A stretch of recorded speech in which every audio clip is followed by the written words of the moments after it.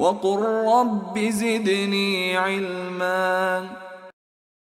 So today, if we burn all the Qur'ans that we have in the world, in 5-10 years time we still have the same Qur'an that is produced the same Qur'an. Back then, I'm talking about Back then, why not? People have different brains. No, your assumption is that It's not an assumption, it's a fact. No, it's not. Let me tell you why. If I go to a mosque and burn all their Qur'ans, listen to me very carefully. No, I understand the argument. No, he accepts the memorization. I understand the argument. He accepts the memorization. I understand the argument. I accept that everyone. Okay, then let me ask you the question differently. Let me ask you the question differently. Do you think that if I go to a mosque and burn all the Qur'an, would you think they'll produce the same one? My argument is the main. I'm asking you. Yes. They would. Yes. With the help of 5 years olds. So forget the adults. But my argument is this. Is that a fact for you or not? Yes. You can be able to do that. But my objection is this. That does not prove that because everyone today has been able to memorize it. Able to memorize it. Let him finish. And has the same recitation. That does not prove that they did the same back then. Why not? Can you give me a reason why not? They had different brains. No, were they incapable of see the compilers of the Quran. Let me ask you a question. I'm going to give him a good example. Do you know that the more we live, the more our brain capacity decreases? At the time of the Prophet, people used to see a chapter and they memorize it straight away. Yeah. Now, very, very few people. But at that time, a lot of people could do that. Do you understand? The point we're missing is that the ones who memorized and recited it were the disciples of the Prophet. Yes, they ate with him, they walked with him, they listened to his preaching. So they took it from the horse's mouth to the very source. They recited it back to him, he corrected them. This is what we have. Now, what I'm saying is that your argument would be better in terms of you go back to the source and you prove from the source that they can recite it, they were able to. I'll give you an example. What I'm saying is the example that we can do it today doesn't necessarily prove they did it correctly. You have to go and prove they did it correctly. Right. And that's been I'll give you an example. Once Omar was walking and there was a man reading Surah Al-Furqan, a chapter called Furqan. And Omar was so angry because the man was reading it differently. And he brought him off to Muhammad. No, it's not. And he brought him off to Muhammad. Was that when he brought him off Yes. to Muhammad? And that's when it had been revealed in 7 Arab.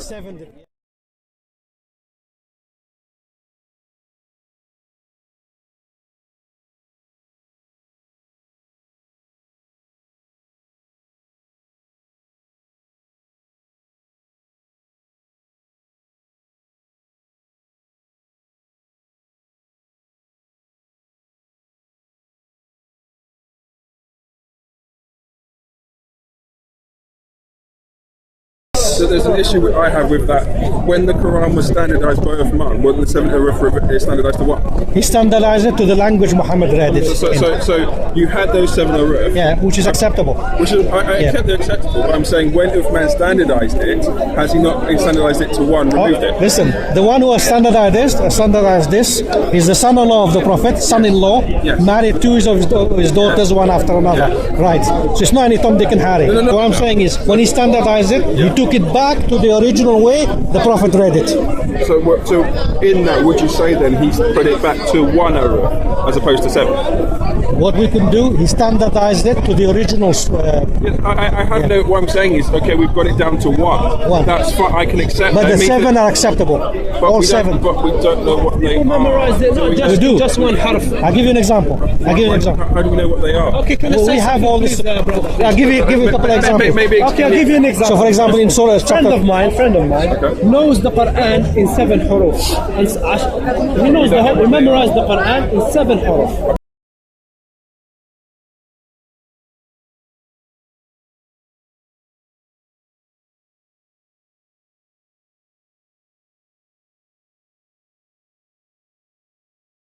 Like for instance, some people say I'm Arabic, if I don't put the vowels, I can read something like Hammam or Hammam, and you can read the same. I'll give him the actual example. Yeah. Like See, many- the first chapter of the Quran. Okay, Surah So, Fatiha. Fatiha. Alhamdulillah Rabbil Alameen, Rahman Rahim, Malik Yawmiddin or Malik Yawmiddin. Okay. Chapter 12, there's the brothers of Joseph, when they came to his father, he said, let him come with us tomorrow to play. In Arabic, أرسله معنا غدا يرتع ويلعب. There's another reading, أرسله معنا غدا نرتع ونلعب. The difference is, send him with us tomorrow, we will play and we'll pass good time. Another one, send him with us tomorrow, he will play, and he will, So hold on, so there are different recitations. but the meaning doesn't change. I can agree with the same meaning. That's not the issue, or more or less. To deal with tribes, a mixed place of it, to deal with tribes at the time, this is Mecca. If you want to know the truth, then you have to understand the circumstances of the I time. agree with that. Why Allah revealed it this way. Okay? Yeah. Alright. This is Mecca. It was a lot of Arabic tribes, and each tribe have their dialect, and their way of understanding Arabic was slightly different. Okay? The Quran was sent in Arabic. So people will understand in that tribe and that tribe. Allah sent it with 7 prophets. Do you understand? So if I speak to him, he will understand the verse. Do you understand? This is why the verse came after, so it will be sealed. So it would not to be any basically misreading of the Quran, because it was after the time of Muhammad, it was spreading very fast.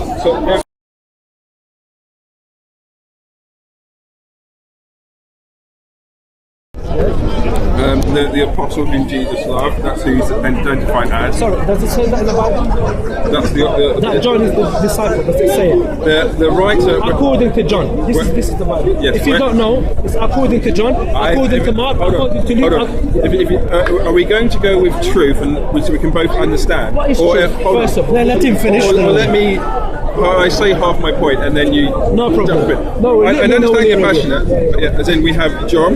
John was a disciple of Jesus. I think you're one of the sons of Zebedee. You have Matthew, who was the tax collector and Noah, Jesus' disciples. You have Mark, who were known as John Mark, who was the disciple, close companion of Peter, and you have Luke, the physician doctor, who was a close companion of Paul. Mark was not direct disciple, he was a friend of Peter. I'm getting to that. Disciple of Peter. I'm getting to that. First of all, So there you have that change. all you have is according to Mark. And the earliest manuscript you have is Mark, and it's about 60 or 70 years after Jesus. If I'm not mistaken. Wrong. You're mistaken. Yeah, tell me how many years? 40 years. Depending on how you date the What is gospel, the first manuscript that you have today? Yes. the earliest copies manuscript that we have, fragmentary copy, is of the Gospel of John 1:25 AD. Forget fragments, I'm talking about the whole Bible. I'm not talking about fragments. No, that's not, you're asking too many. You're asking. No. It's in the core of the question. First of all, you said Mark was a disciple of Jesus. And he said John is disciple of Jesus. All you have, please, I'll let you have your word. All you have is a Bible according to John. John who? No one knows. According to Mark. Who? No one knows. How many Marks and Johns were that at that time? That's incorrect. According to, incorrect. listen, That's incorrect. I said, listen, my question was very clear. I said, if we apply the same criteria we apply for the hadith to the Bible, first of all, you have to have the full name of the person and their father and who they got it from. You don't have that, my friend. So hold on. You don't have that. You don't have that. Hold on. No, what I'm saying is And it has to date back to Jesus himself. You don't have that. You do have that. You have. Please. Let's No, not be. I have to correct your misunderstanding. No, you're in denial, my friend. Let me tell you why. I'm in denial. You have a Bible according to John. John who? Does he say his second name? Does he claim to be the disciple of Jesus? No. If you can prove that to me, then I take it. Can you prove that to me? I'm going to ask you simply, are you a man of truth? Listen. Are you a man of truth? Listen. Are we going to talk about... Are you a man of truth? Of course I am. This is what I'm asking. Okay. Straightforward questions. Hold on. If you're a man of truth and you want to learn this, we've been dialoguing. I've been listening to you. Okay. You have to let me give my answer, listen to my answer, and then respond. Do not speak halfway through. I know you're passionate. I can understand. But when I speak halfway through and then you ignore what I say, and don't respond to it. That means Can I tell you your answer just for you to know that I've been listening? Okay. Can I tell you your answer? You said you had John the disciple, you had the Mark the disciple, you have Luke the disciple. You said John the Marcus. disciple. I said John, disciple of Jesus. Matthew, tax collector, disciple of Jesus. I saying, man? John Mark. Yeah, So, I just said that. No, I said you have John the disciple. you said Mark, disciple of Jesus. I never said Mark. You did say Mark. Then he corrected you. No, I said Matthew. John Mark is a Irrelevant. Peter. Is No problem. Disciple That's of fine. Peter, That's yeah. fine. No problem. My question to you, my original question to you was: if we apply the same principles and the criteria for us to take a hadith as a strong hadith, strong narration to the Bible, would you have anything of the Bible today? For example, you have to have the full name.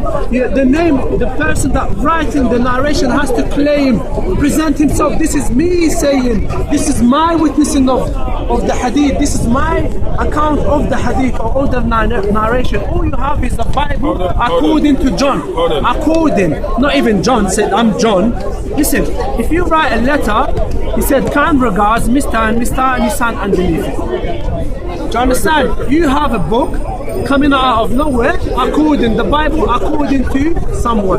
That does not mean the person himself wrote it. And it's an unknown person. It's just named John. Any John can write anything. Do you understand my point? I understand you are wrong. Yes. My point. Forget wrong. This is your unbelief. No, what I'm This is what saying, you want to I know, believe. That's a different story. I understand your point. You're coming from in a sense, but what I'm saying is you're not understanding. What makes you okay? What makes you? Hold on. Let him You've respond. asked me questions, Let him right? You respond. want me to respond. You spent more time talking than I I'm not have. responding it. So what I'm saying is the criteria. You're saying it has to be first name and surname. I would say you have to know who wrote it. Okay. Now you have got to understand the reason that you need a chain of narration for hadith is because you don't have it written down.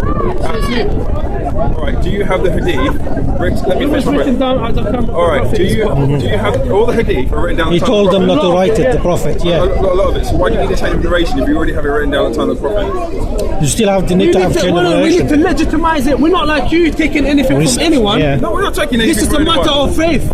That's the difference, my friend. This is why I asked you. One second. This is why I asked you. Why would you believe strongly in a book that says according to John? John who? I'm asking you, how do you know 100% that it's John the disciple that wrote the Bible? You're misinterpreting the according to John. You're misinterpreting or misapplying. Okay, explain it to me, Okay. please. When they say according to John, it is to differentiate between the different gospels. Differentiate the gospels between Matthew and Mark. They gave names to these documents to differentiate between. So John wrote a Bible and said according No, to John. not Bible. The gospel, whatever you want. No, The please. gospel, If I've been very careful to make sure I get my terms right with you. problem. I would just appreciate you do this. No problem. Sorry, my friend. No problem. So John wrote a That's not gospel, easy. yes. So did Matthew, Mark, Luke, and John. So if I write a gospel and I said according to Ibrahim, No, the according to was later. Is that- The according to was added later. added later. As in a title. The title. So who said? To differentiate If I write between- something, I'll make sure people says that it's not according to me. It says John, the disciple of Jesus. This is my That's account not of what they this. want. The writers of the. So you're saying John is If you just go the back title? 1 second, No, please go I'm back. saying it's written by If you John. go back to the history, He's saying that according to John, 1 second. is a title that's added later in order to differentiate between Matthew, Mark, Do you Luke, understand and John. at the Because they were more concerned. They didn't want to be like this, the centerpiece of it. They were more concerned with what the message was. They were- Who's your own interpretation? This is that's why they don't. Says who gave you this What do you mean? interpretation? This is what we see from them because the gospel. This is your own. Listen. Look, my Are we friend, gonna talk about my friend, I'm going to end this conversation a bit because you're not willing to listen. You're not willing to listen. And no, You're getting cornered. That's why. My friend. No, it's you know that. No, I'm not. Let's keep it friendly. because I want to speak. I want to You've speak. been speaking, huh? But you've been Speak, speaking. my friend. Let me ask you something. okay, go. See, would the gospel writers write in third party terms? See, when you see writing, would you expect to find anything in third party? Third person. Sorry. I mean, for them to be writing in third person when they were there, there's no reason they wouldn't have been able to do that. For example, if you're writing the gospel and you were there, would you say your name was Peter? would you say Peter was there and Peter went to Jesus, or would you say I went to Jesus? Depends on the author. The author can do either.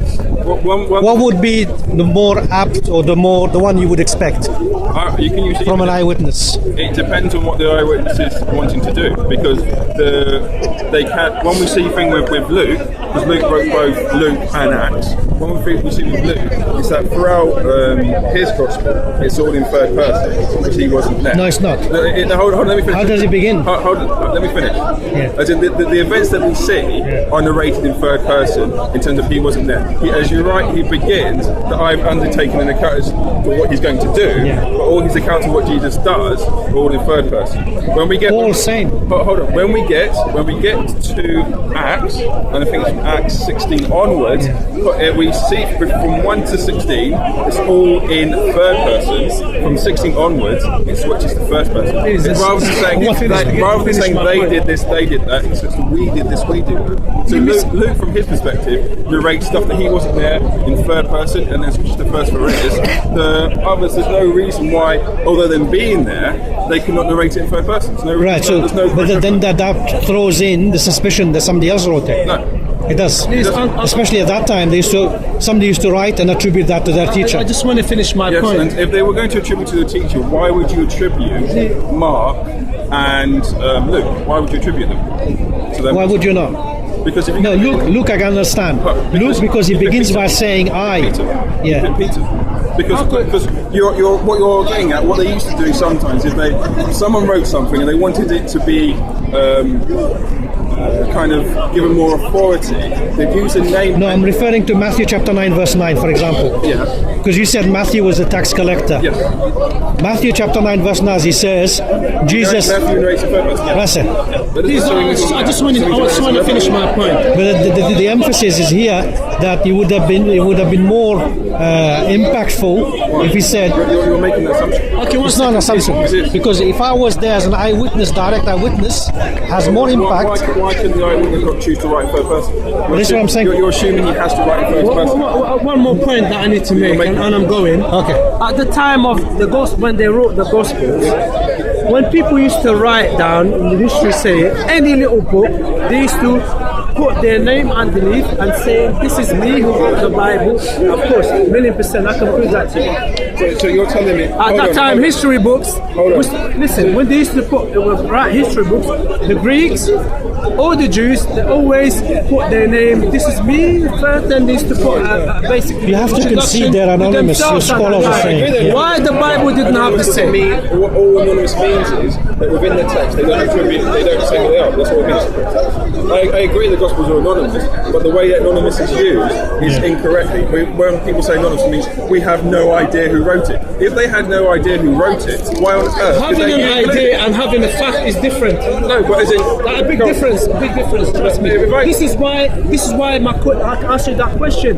If we apply the same criteria and principles that we apply to the hadith, take a strong hadith or weak hadith, to basically to what you have today and what you call today as the New Testament, you wouldn't have anything. If you're honest enough to say that. No, that's wrong.